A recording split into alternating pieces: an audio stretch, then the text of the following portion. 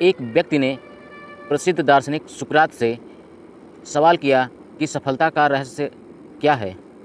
तो सुकरात ने उसे कहा कि कल तुम नदी किनारे मिलना, वहीं पे बताऊंगा। अगले दिन सुबह के समय वह युवक और सुकरात दोनों नदी किनारे पहुंच गए। सुकरात ने नौजवान युवक से उनके साथ पानी में आगे बढ़ने को कहा। युवक सुकरात के साथ नदी में पानी की ओर बढ़ता चला गया। जब आगे बढ़ते बढ़ते पानी गले तक आ गया, तब अचानक सुकरात ने उस युवक का सिर पानी में डुबो दिया। नौजवान युवक अपना सिर बाहर निकालने के लिए छटपटाने लगा। सुकरात ताकतवर थे, इसलिए युवक का पानी में से बाहर निकलने का हर प्रयास विफल होता जा रहा था।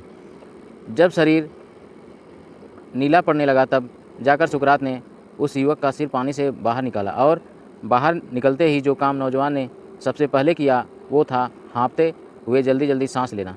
सुकरात ने उस युवक से पूछा, जब तुम्हारा सिर पानी के भीतर था तब तुम सबसे ज़्यादा क्या चाहते थे? नौजवान युवक ने उत्तर दिया, सांस लेना। सुकरात ने कहा, बस यही सफलता का रहस्य है। जब तुम सफलता को उतना ही ज़्यादा चाहोगे जितना कि तुम उस वक्त सांस लेना चाहते थे, तो तुम्हें ज़रूर मिल जाएगी। सुकरात चेहरे से थोड़ा कुरूप थे। वह एक दिन अकेले बैठे हुए आईना हाथ में लिए अपना चेहरा देख रहे थे। तभी उनका एक शिष्य कमरे में आया। सुकरात को आईना देखते हुए देख उसे कुछ अजीब लगा। वह कुछ बोला नहीं, सिर्फ मुस्कुराने लगा। विद्वान सुकरात शिष्य की मुस्कुराहट देखकर सब समझ गए और कुछ देर बाद बोले, मैं तुम्हारे मुस्कुराने का मतलब समझ रहा हूँ। शायद तुम सोच रहे हो कि मुझ जैसा कुरूप आदमी आईना क्यों देख रहा है। शिष्य कुछ नहीं बोला, उसका सिर शर्म से झुक गया। सुकरात ने फिर बोलना शुरू किया, शायद तुम नहीं जानते कि मैं आईना क्यों देखता हूँ। नहीं, शिष्य बोला। गुरुजी ने कहा, मैं कुरूप हूँ इसलिए रोज़ाना आईना देखता हूँ। आईना देखकर मुझे अपनी कुरूपता का भान हो जाता है।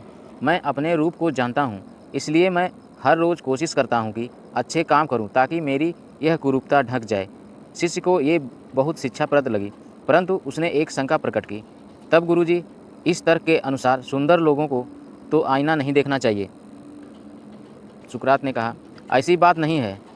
सुकरात समझाते हुए बोले, उन्हें भी आईना अवश्य देखना चाहिए, इसलिए ताकि उन्हें ध्यान रहे कि वे जितने सुंदर दिखते हैं उतने ही सुंदर काम करें।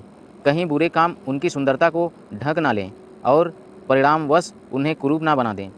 शिष्य को गुरु की बात का रहस्य मालूम हो गया और वह उनके सामने नतमस्तक हो गया।